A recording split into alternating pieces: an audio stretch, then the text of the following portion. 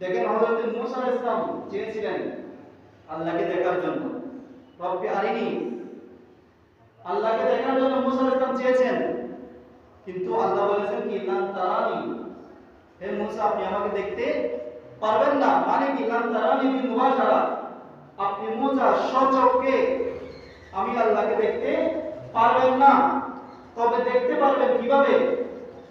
বাল ওয়ালাকিন তারা বিওয়াসিতাতি হাবিবি সাল্লাল্লাহু আলাইহি ওয়াসাল্লাম, বরং আপনি মূসা আমি আল্লাহকে দেখতে পারবেন আমার আখির জামানার নবীর ওসিলায়। সুবহানাল্লাহ।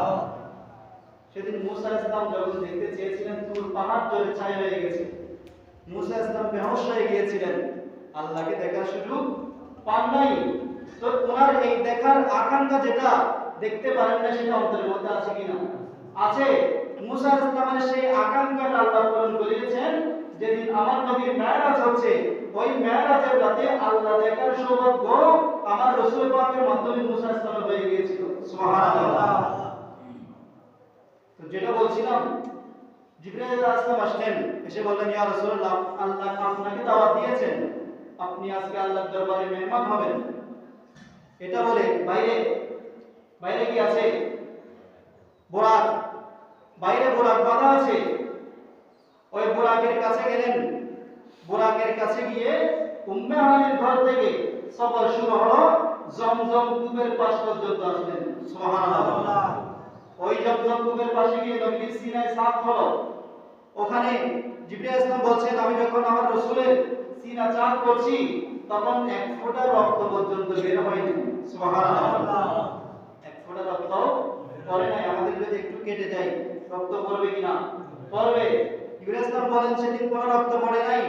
তো আমি জিবরিল আর কি দেখছি, জিবরাইল আলাইহিস সালাম বলছেন ফিহি আইনানি, আর জিবরাইল আলাইহিস সালাম বলছেন আমি সেটা রাসূল পাকের কলবের মধ্যে একটা নরম কলব দেখেছি, এবং ওই কলবের মধ্যে ফিহি আইনানি, দুইটা চোখ দেখেছি, ওয়া উযুনানি, আর দুইটা কি দেখেছি?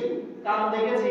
ওই কলবের মধ্যে দুইটা চোখ দেখেছি, যে চোখ দিয়ে নবীজি দেখেন, এবং দুইটা কান দেখেছি, যে কান দিয়ে নবীজি শোনেন। সুবহানাল্লাহ।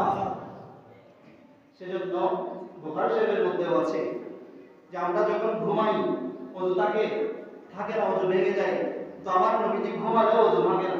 সুবহানাল্লাহ। নবীজি ঘুমালে কি ভাঙে না? ওযু ভাঙে না। কেন? নবীজি বলছেন আমি ঘুমালে আমার এই কপালের দুই চোখ ঘুমাই, কিন্তু আমার কলবের যে দুই চোখ আল্লাহ দিয়েছেন সেগুলো কখনো ঘুমায় না। সেজন্য নবী রাসূল ঘুমালেও আমার ওযু ভাঙে না। সুবহানাল্লাহ। তো